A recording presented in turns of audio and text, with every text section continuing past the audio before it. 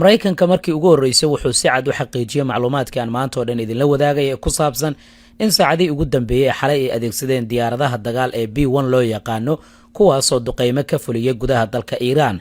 arrintan waxay ka dambeysay markii Iiraan ay adeegsatay gantaalada balaastiga ah nooca Fatax lagu magacaabo oo gantaal awoodiisa aad u sarreyso oo la ogaaday Iiraan inay ku bartilmaameysatay maraakiibta dagaal iyo qaar ka mid ah saldhigyada Maraykanka ee muhiimka ah. madaxweyne Trump warbaahinta ayuu caawa la hadlay inta ugu badan khudbadiisa wuxuu kaga hadlayay Iiraan iyo dagaalka ay kula jiraan sababta dagaalka ka dambeysay waqtiga dagaalka uu socon karo. wuxuu yiri 4 toddobaad ayaan u qorsheynay dagaalka, laakiin saacadii ugu horeysay ee dagaalka waxaan dilnay mas'uuliyiinta ugu sarreeya dowladda Iiraan. sidoo kale wuxuu yiri ahdaafteenu waxay tahay inaan xaqiijiyo Iiraan inaysan yeelan hubka nuclear-ka, sidoo kalena aysan haysan gantaalada balaastiga. wuxuu mar kale ku celiyey Iiraan inay dhawaan soo saari karto gantaalo gaari kara gudaha dalka Maraykanka, sidaa daraadeedna wuxuu yiri waan ka hortageynaa. hadafkeenuna waa in Iiraan aysan nuclear yeelan. ujeedada kalena waxay tahay buu yiri inaan daciifino warshadaha soo saaraya gantaalada balaastiga iyo inaan burburino awoodda ciidamada badda ee dowladda Iiraan. 10 markab ayaan ilaa iminka quusinay ayuu yiri, kuwa kalena waan quusin doonaa. wasiirkiisa gaashaandhigga iyo taliyaha ciidanka Maraykanka ayaa sidoo kale maanta khudbad waqti dheer qaadatay jeediyay, inta badanna waxay kaga hadleen dagaalka Iiraan lagula jiro. madaxweynaha dowladda Iiraan isagana waa uu soo hadlay wararka ugu dambeeya haddii aan eegno, waxaana uu si cad u sheegay in aysan ka aamusnaan doonin waxa ka dhacaya dalka Iiraan, gaar ahaan xasuuqa iyo dambiyada dagaal oo Israa'iil ay geysanayso. ra-iisul wasaaraha Israa'iil isagana maanta wuxuu ka soo muuqday warbaahinta tan iyo markii Iiraan ay sheegtay inay beegsadeen xafiiskiisa iyo goob uu ku sugnaa taliyaha ciidamada cirka ee Israa'iil. Netanyahu waxa uu booqday xaafadii burburka baahsan ay u geysteen gantaalada dowladda Iiraan. madaxweynaha dowladda Iiraan waxaa sidoo kale uu sheegay dhankiisa in bartilmaameysiga caruurta, goobaha caafimaadka iyo goobaha kaleba ay ka dhigan tahay ku xadgudub xuquuqda aadanaha iyo dambiyo dagaal oo Israa'iil ay geysanayso. dhanka Lubnaan haddii aan eegno, Xisbullah ayaa dowladda ku eedeysay inay ku guuldareysatay inay joojiso dagaalka muddo sanad ah oo Xisbullah heshiis nabadeed lala galay. wararka kale ugu dambeeya haddii aan eegno, xaalad feejignaan ah ayaa ka jirta Israa'iil. nidaamyada difaac ayaa seeriga digniinta ishaysta qaybo badan oo xaafadaha Israa'iil ka mid ah, iyadoo laga baqayo dhanka Lubnaan weerar kale inuu ka yimaado. Iiraanna waxay shaacisay in mawjadii 12aad ee howlgalka ay ugu magacdareen ballanqaadkii afraad ee runta ah ay ku weerareen gudaha Israa'iil iyo saldhigyada Maraykanka uu ku leeyahay dhanka gobolka. gaashaanbuurta NATO waxaa lagu waramayaa inay qaarkood ka fiirsanayaan inay qayb ka noqdaan dagaalka. xogayaha guud ee gaashaanbuurta NATO wuxuu si cad u sheegay ilaa iminka inaysan qorsheynayn inay dagaalka ay ku biiraan, inkastoo dowlada NATO ka mid ah ay si cad u sheegeen dagaalka inay ku soo biirayaan oo Maraykanka iyo Israa'iil ay ka barbar dagaalami doonaan. Spain waxay diiday dhulkeeda, hawadeeda iyo baddaba in la adeegsado. taasina waxay keentay in qaar ka mid ah xildhibaanada baarlamaanka Maraykanka iyo siyaasiyiinta Israa'iil ay si weyn u weeraraan dowladda Spain. qatar haddii aan eegnana waxay shaaciga ka qaaday Iiraan weli in ay qatar weyn ay ku tahay amniga guud ahaan ee dalkaasi, sidoo kalena ay ka hortagi doonaan weerarada ka imaanaya dhanka Iiraan. iyo Dacood Axranood haddii aan eegnana waxa uu leeyahay waa suuragal dagaalka inuu socdo muddo toddobaadyo ah. Marwa Fertility Center waxaad ka helaysaa daweynta xanuunada keena dhalmala'aanta ragga iyo dumarka. ku dooro baaritaan la hubo, daweyn iyo beerista ubadka IVF oo la xiriir telefoonka shaashada kaaga muuqdo. mahadsanid. wargelin muhiim ah, ma doonaysaa inaad ka cumrayso waalidka oo geeriyooday ama xanuunsanaya ama aanan awoodin inuu soo cumraysto? shirkadda Al-Huda ayaa kuu qabanaysa dhammaan adeegyadaasi iyadoo cadeymo lagula wadaagayo. sidoo kale shirkaddu waxay qabataa cumraysiinta qofka doonaya in la cumraysiiyo. haddaba haddii aadan awoodin oo aad ka fogtahay Sacuudiga ama aadan gaari karin, la xiriir shirkadda Al-Huda si adeegaasi ay kuugu qabato adigoo wacaya telefoonada shaashada kaaga muuqdo. mahadsanid. sidoo kale wargeyska ka soo baxa Israa'iil ayaa daha ka qaaday in wasaaradda gaashaandhigga ee Israa'iil shaqaale ka tirsan ay dhaawacyo ay ka soo gaareen markii Iiraan ay weerartay hotel ay deganaayeen oo ku yaala dalka Bahrain, sida wararku ay sheegayaan. Washington Post ayaa sidaasi oo kala baahiyay. Iiraan ayaa hore u sheegtay in ay ka warhayaan in saldhigyadii Maraykanka uu ku lahaa gobolka inta ugu badan shaqaalaha ay ka carareen oo ay ku dhuumaalaysanayaan hoteello ku yaala dalalka qaliidka, taasina ay tahay sababta ay u beegsanayaan dalalkaasi. ilaalada kacaanka ee dowladda Iiraan gaar ahaan ciidanka Quds Force la yiraahdana qoraal ay soo saareen waxay ku sheegeen inay dhammaatay maalmihii farxadda ee Israa'iil, sida telefishinka Al Jazeera uu baahiyay. Lubnaan gantaalla ayaa hadda ku dhacaya, Israa'iil ayaana la sheegay inay duqeyntaasi ka dambayso. maraykanka waxa uu xaqiijiyey qaar ka mid a ciidankiisa inay waxyeello ay soo gaareen qaarkoodna ay xaalad adag ay wajahayaan 8 ayaa hadda tirada guud ee ciidamada maraykanka lagu sheegay inay sii marayso taas oo kordhisay tirada ilaa iyo 5 ka mid ah ciidamada ayaa la sheegay dhaawacyo halisa inay qabaan kadib markii Iiraan ay bartilmaameysatay goobii ay ku sugnaayeen. sidoo kale ilaalada kacaanka ee dowladda Iiraan gaar ahaan wakaalada IRNA la yiraahdo ayaa goordhow baahisay in markab shidaal oo laga leeyahay dalka Mareykanka ay dab qabadsiiyeen xilli uu isku dayay inuu ka soo gudbo marinka Hormuz halkaas oo la rumaysan yahay inay ku xayran yihiin tiradii ugu badneyd oo maraakiib ah kuwaas oo doonaya inay caalamka isaga kala gudbaan. macluumaadkan waxyaabaha ka soo kordha waan kula wadaagi doonaa insha Allah markaan aan eegno warbixinada kala duwan ee ina soo gaaraya. dowladda Qatar ayaan ku hormaraya waan soo koobaya insha Allah taala. dowladda Qatar waxay shaacisay in ay soo riday 2 ka mid ah diyaaradaha dagaalka ee Su-24 ama Saakhoy. diyaaradahan waa kuwa Ruushka uu farsameeyo waxaana ay sheegeen dhanka iyo Iiraan inay ka yimaadeen la doonayana in weerar lagu geysto ama weerar lagu fuliyo. sidoo kale nidaam difaaciidkooda ayay sheegeen ilaa iyo 7 diyaaradood oo drones ah iyo gantaale ay soo rideen saacadihii la soo dhaafay ee caawa. waxa kale oo ay sheegeen inay ka hortageen inta ugu badan gantaale la sheegay inay ka imaanayeen dhanka iyo dowladda Iiraan. arrintan waxay ku soo beegmaysaa iyada oo maanta oo Isniin ah ay ciidamada badda ee dowladda Qatar ay sheegeen sidoo kale inay soo rideen diyaarado drones ah. ma jiro macluumaad kale oo ka soo baxay dhanka dowladda Qatar iyo faahfaahin rasmi oo ku aadan qaabka diyaaradahan loo soo riday. inkastoo diyaaradahan Ruushka uu farsameeyo haddana maanta madaxweynaha dowladda Ruushka ayaa telefoonka kula hadlay amiirka dowladda Qatar iyo sidoo kale madaxweynaha dowladda Isutaga Imaaraadka Carabta. sida wakaalada wararka Imaaraadka Carabta ay baahisay Sheekh Mohammed bin Zayed Al Nahyan ayaa telefoonka ka qabtay madaxweynaha dowladda Ruushka kadib markii sida la sheegay Putin uu la soo xiriiray madaxweynaha Isutaga Imaaraadka Carabta. labada dhinac waxay ka wada hadleen xaaladda hadda gobolka ka taagan dagaalka socdo. sidoo kalena Ruushka ayaa waxa uu sheegay dowladaha qaliijka sida uu kaga xun yahay in gantaalada iyo diyaaradaha drone ay ka imaanaya dhanka dowladda Iiraan ay ku dhaceen qaar ka mid ah dowladaha qaliijka. dad badan waxay isweydiinayaan halkan Shiinaha iyo Ruushka fursad ma uga furan tahay maxaa yeelay saldhigyadii Mareykanka ee sanadihii ugu dambeeyay la dhisayay ama 20kii sano ee la soo dhaafayba wax difaaca ma aysan sameeynin. carabtiina waxay taagan yihiin dhaqaale intaan la eg maxaan u bixinay haddii aanan difaac ka helinin. madaxweyne Trump socdaalkiisii ugu dambeeyay ee dalalka qaliijka uu ku yimid $1 trillion ayuu maalgelin kaga helay dowladaha Qatar, Sacuudiga iyo Imaaraadka Carabta oo aad muddo dowladda kale inay ka maalgelin badneed oo ay isugu faanayeen. halkan marka suuragal ma tahay in isku haleyn dhanka Ruushka iyo Shiinaha ay timaado oo halkaas ay u weecdaan dowladahan misana iyaga waxay ka baqayaan in marka sidaani oo kale xaalad dagaal ay gaarto inay daawadaan si lamada Venezuela, Syria iyo sidoo kale Iiraan. adee aragtidaada nala wadaag. dhinaca kale dowladda Shiinaha ayaa waxa ay garab istaag u muujisay dowladda Iiraan sida wararku ay sheegayaan. waxaa telefoonka maanta ku wada hadlay wasiirka arrimaha dibadda ee dowladda Shiinaha Wang Yi iyo wasiirka arrimaha dibadda dowladda Iiraan Abbas Araghchi. arrimo badan ayay ka wada hadleen. Shiinaha wuxuu si cad u sheegay inuu taageersan yahay ilaalinta madax bannaanida, amniga iyo sidoo kale midnimada dhuleed iyo sharafta qaran ee dowladda Iiraan. waxaana uu taageeray in Iiraan ay xaq u leedahay ilaalinta danaha sharciga iyo amniga guud ahaan iyo kala dambeynta dalkaasi. war-saxaafadeed ka soo baxay wasaaradda arrimaha dibadda ee dowladda Shiinaha ayaa lagu yiri Shiinaha wuxuu ugu baaqayaa Mareykanka iyo Israa'iil inay si degdeg ah u joojiyaan howlgallada military iyo dagaalka ay ka wadaan gudaha dalka Iiraan si looga hortago colaadan inay ku baahdo bariga dhexe oo dhan. haddii dagaalka uu sii socdo colaaddu way baahi doontaa. Shiinuhu wuxuu kalsooni ku qabaa in Iiraan xaaladda cakiran ee hadda jirta ay awood u yeelan doonto inay ilaaliso xasiloonideeda qaran iyo tan bulsho.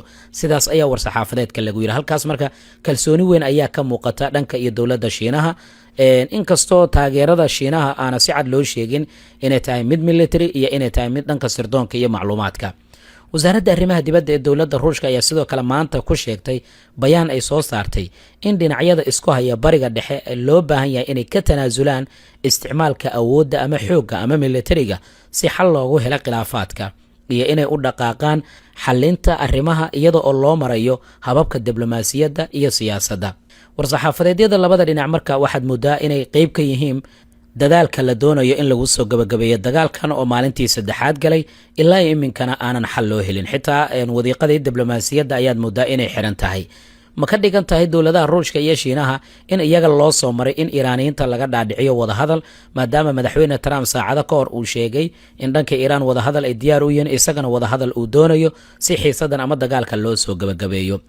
dhinaca kale warbixin cajiib ah ayaa markii ugu horreysay telefishinka CNN uu baahiyey warbixintaas oo ka soo yeertay wasiir ku-xigeenka wasaaradda arrimaha dibadda ee dowladda Iiraan Majid Takht Ravanji ninka lagu magacaabo. wasiir ku-xigeenkan waraysi uu siiyey telefishinka CNN wuxuu ku yiri waxaan la xiriirnay boqortooyada Sacuudiga, walaalahan waxaan u xaqiijinay in Iiraan marnaba aysan ku lug lahayn weeraradii ugu dambeeyay ee lagu bartilmaameedsaday warshadaha iyo xarumaha shidaalka ee boqortooyada Sacuudiga. waxaa la isweydiiyey markay yay tahay cidda weerarka geysatay, ma gacan saddexaad ayaa meesha ku jirta oo ka faa'iidaysanaysa oo doonaysa dhaqaalaha qaliijka in burbur uu ku yimaado. yaa bartilmaameedsaday Qatar xarumihii shidaalka, yaa bartilmaameedsaday Imaaraadka Carabta xarumihiisa shidaalka, yaa ka dambeeya weerarkan? mase Iiraan waxay doonaysaa inay arrinta ka faa'iidaysato oo shaki weyn ay abuurto? ma waxaa jira dhinac kale oo xiisadan ka faa'iidaysanaya si carabta loogu qasbo inay ogolaadaan sii socoshada duulaanka ka dhanka dowladda Iiraan, ama ugu dambeyn ay u aqbalaan weerar dhanka dhulka in Iiraan lagu qaado? hadalkan wuxuu imaanayaa marka iyada oo maanta xarumihii ugu muhiimsanaa ee shidaalka dowladaha Sacuudiga iyo Imaaraadka Carabta iyo Qatar ba la beegsaday, oo Qatar ay ku dhawaaqday in la joojiyo soo saaridda shidaalka dareeraha dabiiciga ee LNG oo mid ka mid ah xarumihii ugu muhiimsanaa la bartilmaameedsaday. Sacuudigana la xiray xaruntii ugu weyneed uguna duqsanayd shidaalka ugu badanna soo saari jirtay maalintii dalka Sacuudiga markii diyaarad daroonisa lagu bartilmaameedsaday. marka shaki weyn ayay arrintan keentay, waana arrin ka yaabinaysa xitaa boqortooyada Sacuudiga iyo dowladaha kale ee gobolka. yaa ka dambeeya bay kula tahay? Iiraan ma shaki bay abuuraysaa, mise sheekadan waa dhab oo gacan saddexaad ayaa meesha ku jirta oo doonaysa in dhaqaalihii iyo horumarkii dowladaha qaliijka dib loo dhigo? waa su'aalaha la isweydiinayo. dhinaca kale waxaa telefishinka Aljazeera uu warbixin ka diyaariyay laba warbixin oo aad u faahfaahsan oo aan kugula talinayo xitaa haddii aad carabiga ama ingiriisiga aad taqaana inaad si fiican aad u akhriso. ani waan soo koobi doonaa. midda koowaad waxay ahayd maxay dowladda Iiraan u bartilmaamaysanaysaa xarumaha shidaalka ee dowladaha qaliijka?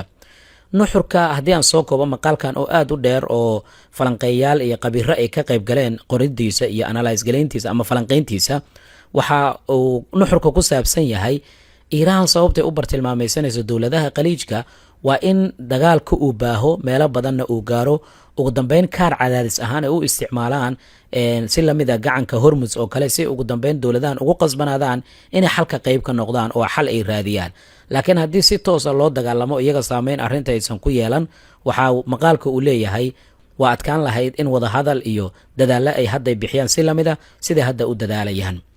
sidoo kale Aljazeera waxaa maqaalkeeda ciwaan looga dhigay waa maxay sababta saldhigyada Mareykanka ay u difaaci waayeen dalalka qaliijka? maqaalka muhiimadiisa ama nuxurkiisa ayaa waxa uu dhigayaa marka saldhigyada Mareykanka ee dalalka qaliijka inaysan ahayn kuwa cusub oo sanado badan la soo dhisayay, dhaqaale badanna lagu bixiyey.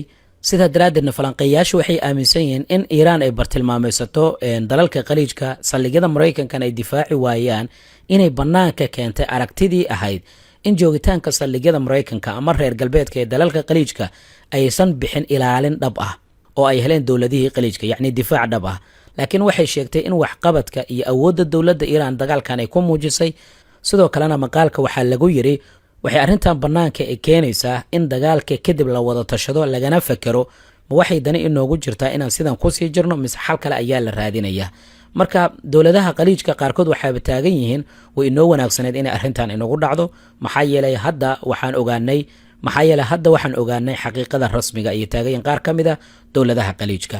saameyn intee la eg ayuu dagaalkan ku yeeshay marka dhanka dhaqaalaha? aan kuu soo koobo.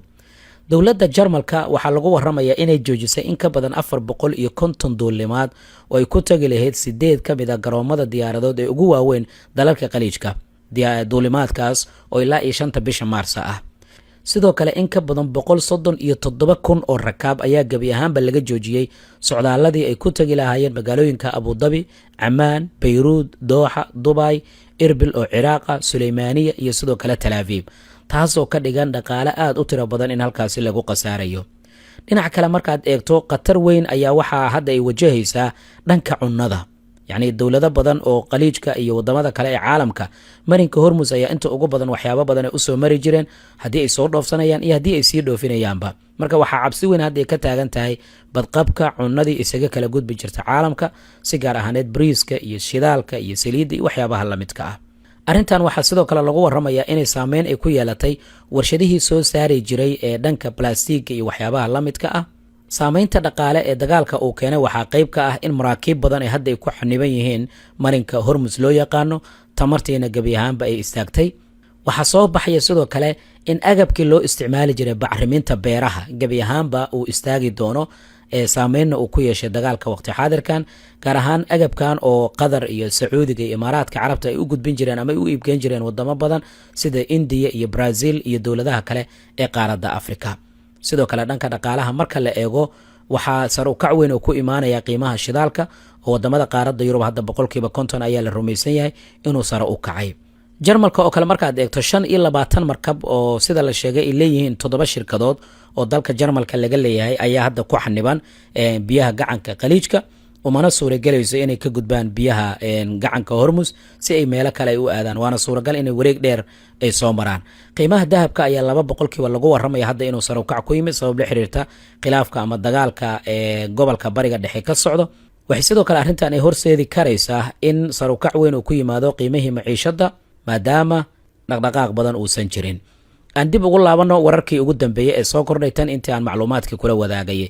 dalka ciraaq waxaa lagu waramaya 2 diyaaradood oo dronis ah in lagu bartilmaameysaday saldhig maraykanka uu leeyahay oo ku yaala bartamaha dalkaasi ciraaq.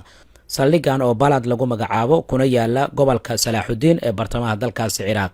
lama sheegin cidda ka dambeysa weerarka. wasiirka arrimaha dibadda ee dowladda Iiraan waxa uu goordhow u shaaciyay inay adeegsan doonaan awood kasta oo ay kaga hortagi karayaan weerarka gardarrada ee kaga yimid Mareykanka. dhanka Lubnaan oo maanta gantaaladii ugu badnaa lagu garaacay dhimashada 52 ruux ayaa la diiwaan geliyay iyo 150 kale inay dhaawacyadu ay marayaan. Qudus Force ciidanka la yiraahdo oo ka dagaalama dalkaasi Ciraaq ama ciidamada ilaalada kacaanka ee Qudus ayaa waxa hadda ay ku hanjabeen in ay adeegsan doonaan ama ay fulin doonaan ballanqaadkii hogaamiye ugu sarreeyay dowladda Iiraan oo ay dagaalami doonaan ilaa marka ugu dambayso.